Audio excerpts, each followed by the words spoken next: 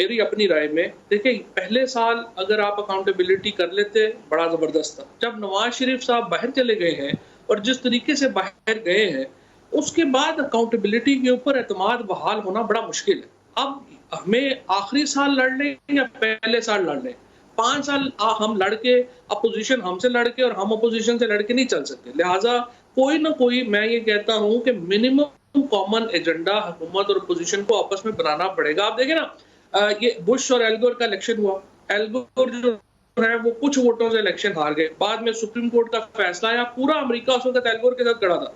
लेकिन उसने कहा कि अगर आज मैंने ये सुप्रीम कोर्ट का फैसला नहीं माना तो ये अमेरिका डिवाइड हो जाएगा। क्योंकि जो सोसाइटीज़, जो डेमोक्रेटिक सोसाइटीज़ होती हैं, वो कुछ नॉर्म्स को मिनिमम आपस में फवाद एजेंडा तय फवाद साहब, करती आप हैं। बात दुरुस्त हमने कह रहे हैं, लेकिन ये आपकी जमात की सोच नहीं है, ये आपकी इंडिविजुअल सोच तो है। आपको एक ब्रॉडर कंसेंसस चाहिए, एक मिनिमम कॉमन प्रोग्राम होता है ना, जो उसके ऊपर आपको एक ब्रॉडर कंसेंसस चाहिए।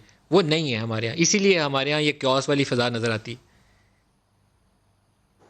मैं आपसे 100% एग्री हूँ। जब तक आप एक हुकूमत और अपोज़िशन के दरमियान, और मैं ये कहता हूँ सिर्फ 3 पॉइंट्स के ऊपर तय कर लें। नंबर 1 ये तय कर लें कि इलेक्शन जो हमारे होने हैं, उनमें 100% इलेक्शन कमीशन को कैसे हमने एम्पावर करना है। सेनेट का इलेक्शन आ रहा है, हम उसमें इलेक्शन कैसे इंश्योर करें कि एक-दूसरे के लोग ना तोड़ने पड़े, शो ऑफ हैंड के साथ इलेक्शन हो और पता हो कि इससे एतमाद जो है वो बढ़ेगा। आप अदालती इस्लाहात के ऊपर कि जब जुडिशरी में केस जाए तो ऐसी जुडिशरी हो जिसके ऊपर सबका एतमाद हो और वो समझें कि कोई, अब जुडिशरी के पास केस है, कोई प्रॉब्लम नहीं है। और तीसरा, आप जो, और इसके साथ ही आप एहतसाब का तरीका तय कर लें कि हमने, ये तो नहीं हो सकता ना कि अगर करप्शन हो रही है और आपके केस नहीं बनना।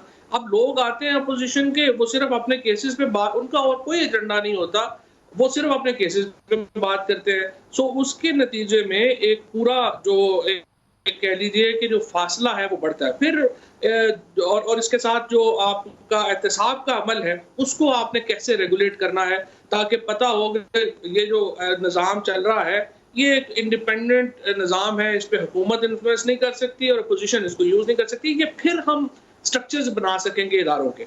अगर हर वक़्त 24 घंटे लड़ते अच्छा, रहेंगे तो एक लास्ट क्वेश्चन आपसे पूछ लूँ। देखिए, आपके जो अपोजिशन अनइलेक्टेड हुकूमत की, एडवाइज़र्स और मावनीन खसूसी हैं, वो मुझे लगता है कि डोमिनेट करके ज़्यादा नुकसान पहुंचा रहे हैं इस वक्त आपकी जमात को।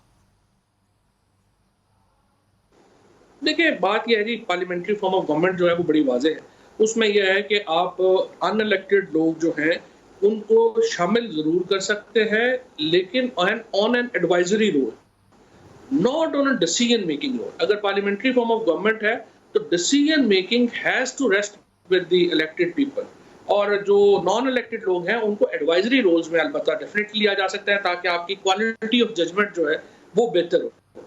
उसकी वजह ये है कि जिन लोगों ने इलेक्शन लड़ने हैं, जवाब लोगों को उन्होंने देने हैं कल जाके, अनइलेक्टेड लोगों ने जवाब तो नहीं देना। लिहाजा